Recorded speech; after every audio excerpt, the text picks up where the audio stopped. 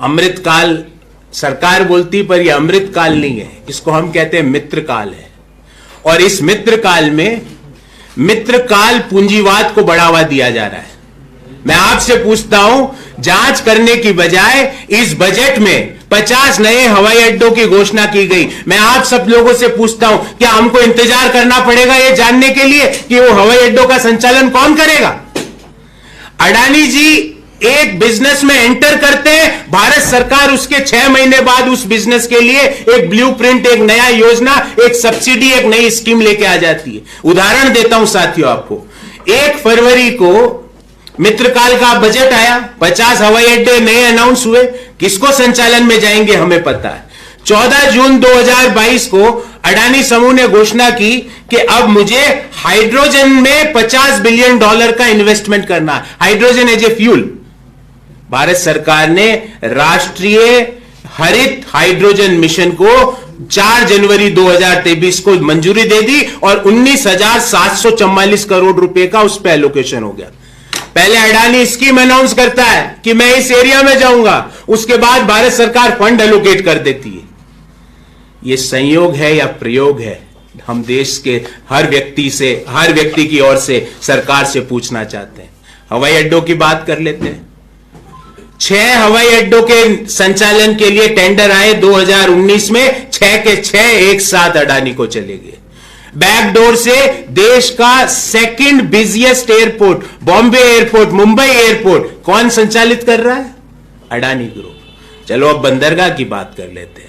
देश के 13 बंदरगाह और टर्मिनल को अडानी नियंत्रित करता है और देश की बंदरगाह क्षमता का 30% संचालन अडानी कर रहा है, अडानी ग्रुप, और 40% जो कंटेनर की आवाजाही है उसका संचालन अडानी ग्रुप कर रहा है। मतलब देश में 30% जो पोर्ट मैनेजमेंट है वो अडानी ग्रुप के कंट्रोल में है। 40% जो कार्गो मूवमेंट है, जो कंटेनर मूवमेंट है, उसका संचालन कर रहा है अडानी। और तो और, जब एक पोर्ट में जिसका नाम है दिघी पोर्ट, सी पोर्ट है दिघी का, वहां पे JNPT Jawaharlal Nehru port trust ने उस दिघी पोर्ट के लिए बिड भरी संचालन के लिए, उसको मिल भी गई। आनंद फानन में पता नहीं क्या हुआ, वित्त मंत्रालय और जो वाटर फेयर मंत्रालय है, उसने कहा, जहाज रानी मंत्रालय जिसको कहते हैं, उसने उस बिड को वापस ले लिया, वो भी अडानी जी को चले गया। मतलब बिड मिल गई JNPT को, पर JNPT ने कहा अब मेरे से ये नहीं होगा, और वो ही अडानी जी को चले गया। चलो रक्षा क्षेत्र की बात कर लेते हैं। प्रधानमंत्री जी गए 4 से 6 जुलाई 2017 के बीच इजराइल, और जैसे ही वो गए, इजराइल से अडानी का MOU हो गया। ड्रोन मैन्युफैक्चरिंग, इलेक्ट्रॉनिक मैन्युफैक्चरिंग, छोटे हथियार मैन्युफैक्चरिंग।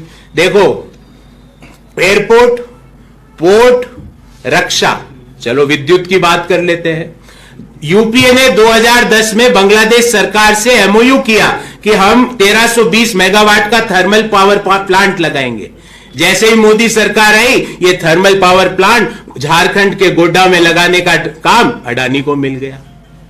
मतलब कोई भी स्ट्रेटेजिक इंटरेस्ट का विषय हो, भले ही वो पानी हो, आकाश हो, अग्नि हो, हम कहते हैं ना पंच महाभूत, ये पंच महाभूत को कंट्रोल कर लिया अडानी ग्रुप ने। अब ये संयोग है कि प्रयोग है?